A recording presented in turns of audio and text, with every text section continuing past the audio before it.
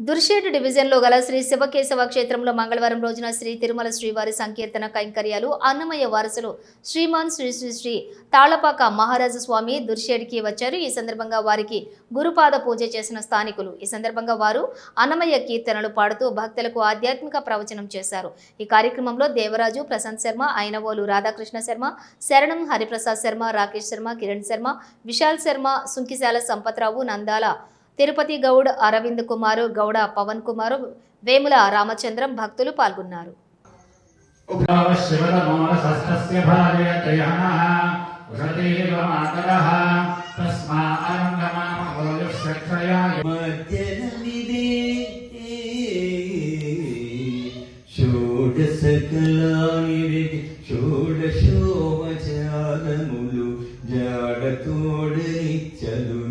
సమర్పయామి జాడతోడని చలును సమర్పయామి